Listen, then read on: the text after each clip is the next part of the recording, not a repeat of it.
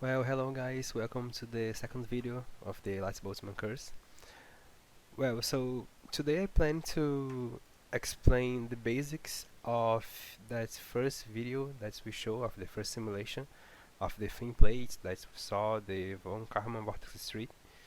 So as I said, the how can I say the physical parts that's behind the Lattice Boltzmann method, we're going to pass through very briefly.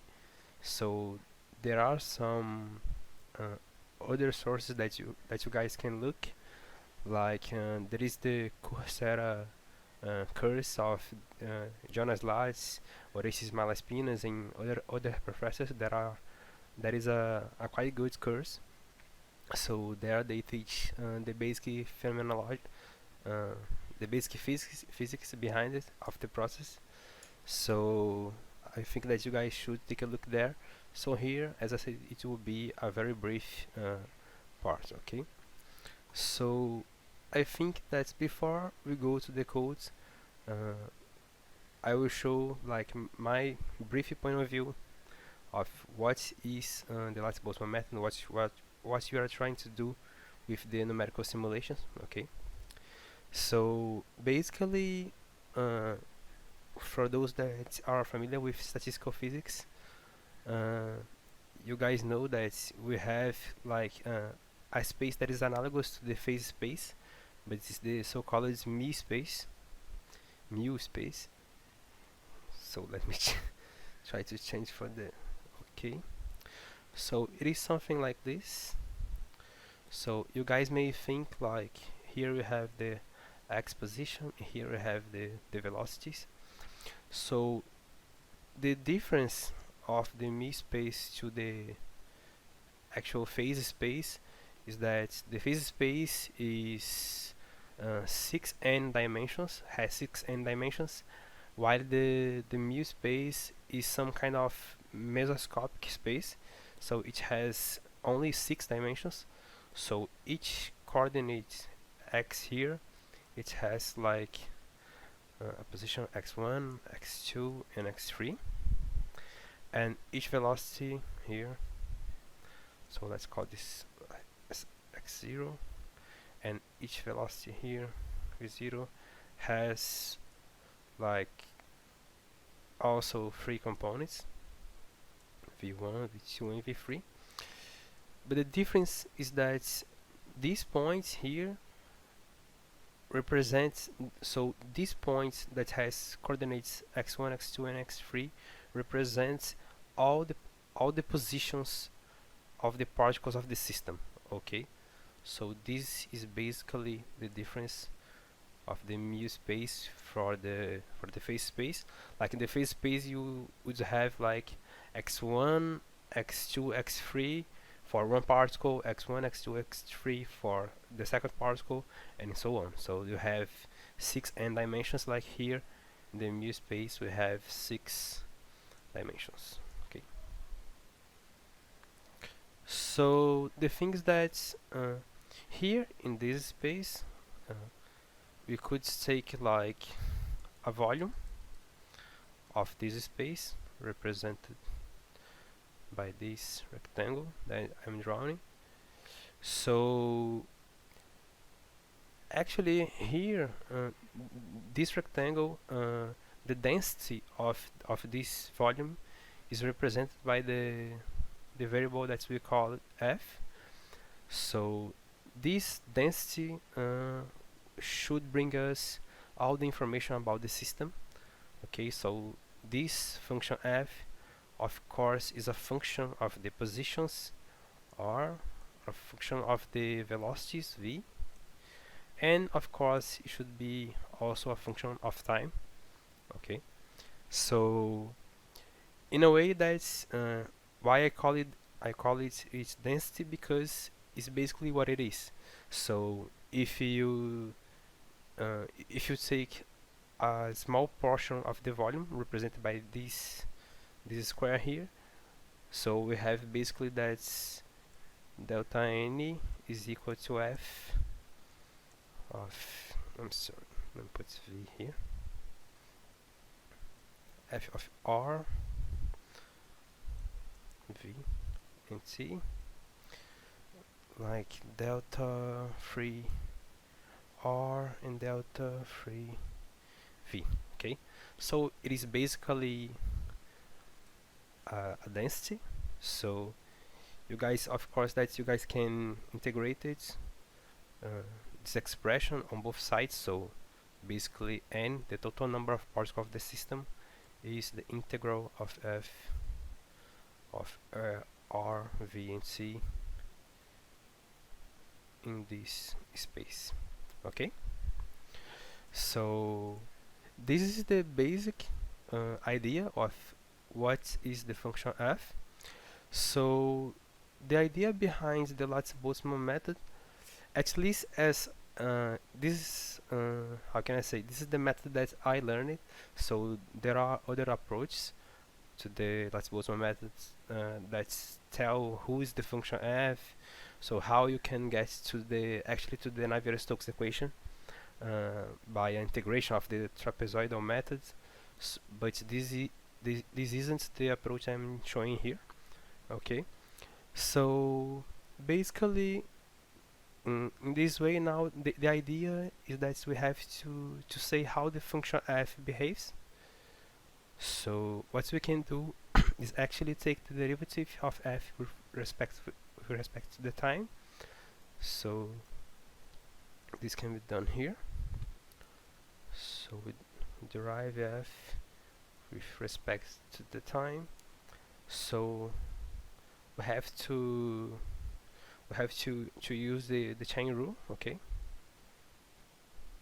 or, sorry, but for me it's a little bit hard to draw with these tablets. Okay, so of course that's with the chain rule.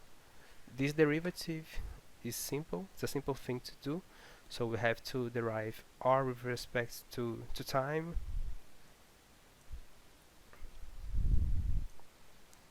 and take the product with the gradient of f with respect to r, plus the derivative of the velocity with respect to time, times the gradient of f with respect to the velocity, plus the partial derivative of f with respect to time. Okay, so this is basically the chain rule. So we all know this, and we can rewrite this expression by replacing those derivatives. This is basically v, and this, the VDT, is F over m, the total force applied to the system divided by the mass. So basically we can rewrite this equation as df dt. Now I will not write the dependencies, so it's just the partial derivative of f with respect to time plus the velocity, the scalar products of the gradients of f with respect to r, plus f over m with the scalar products of the gradients of f with respect to v. Okay, so this is basically the equation that we are trying to solve and trying to understand. So if we have a solution to this expression, basically we have the solution to this expression, we have f as a function of the velocity, of the positions and the time, and basically we solve the system. Okay, so this is what we are trying to do. This is what we will try to do. So this is the idea behind the Lattice Boltzmann method. Okay, so this is a brief overview of what it is. So, and the idea is that to do the numerical simulation of this equation, we have to discretize the time. Have to discretize the space, the positions, and the velocities. Okay, So basically, and the velocities, in our case we are dealing with the 2K9 model, so this will be something like this. So I'm basically already representing the discretized velocity sets and positions. Okay, so we will have a grid of a lot of points like those that I just drawn. So those are discretized points, and the velocities of course are also discretized. So here we have like v equals to 0, 0, so it's the zero velocity like this one. V equals to 1, 0, so it's pointing to the x-axis, and so on. Okay, so we have, in this case we would have 8 arrows here plus the velocity that is basically doing nothing, is in the origin. So this will have 9 directions. Okay, and these basically all these curves will be in 2 dimensions, so that's why this model is called the D2K9 model.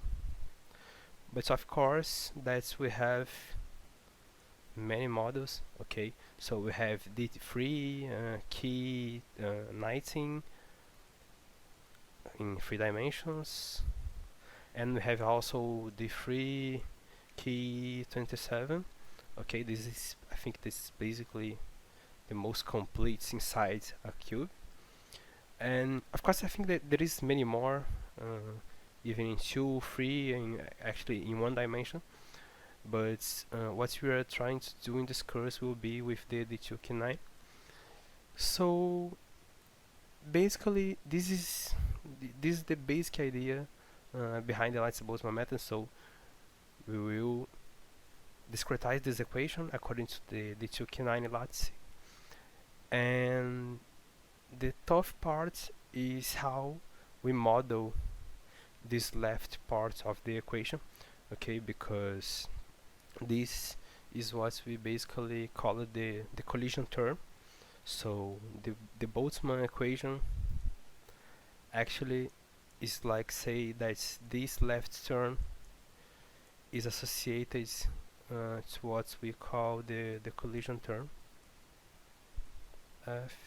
I think that you guys can see the difference of this F, this force, with this one. This is small f. And actually the model of this term is like, you say that this is associated with a collision term, that we rewrite it like this. So this would be associated, so this term, I'm sorry, so this term should be associated with the collisions inside that x space, this space of this mu space. Okay, the collision of the particles. So the idea is that the Lattice Boltzmann method is a mesoscopic method. Okay, so I think this is it. So for these parts, actually we have a lot of models. Okay, so in this course we will try to see some of them, but the first one, and of course that is the most simple one, is the BGK collision operator. That's I think that's according to the time of this video, that's for the next video. But this will be the BGK collision operator. So we basically have only one relaxation time, and the things are the most simple possible. It looks like a force associated with the harmonic oscillator, and I think this is it. I would try to I was thinking that I would have time to show actually something of the codes, but in my explanation it took too long, so I think I will add this for the next video. Okay, so thank you guys. I hope that this video, it was the shortest thing possible, but I think that you guys may have some idea of of what is the Lattice Boltzmann method now. So I think that in the next video we will try to do the most possible on the code itself. Okay. So actually I will show the codes again, because I said that the curse is a practical one, but we didn't make anything of practice in this video. Okay. So let me put right here. Sorry for this. Python script is here, and this is the class one. So I promise that in the next video we will say everything about these codes, and I already tried to upload these codes on my GitHub pages. So if you guys doesn't remember, I will leave here in the description of the video, so you can go there and look for this code. So I think this is it. So I'll see you guys in the next video. Please leave a like and subscribe to the channel. Okay, bye bye.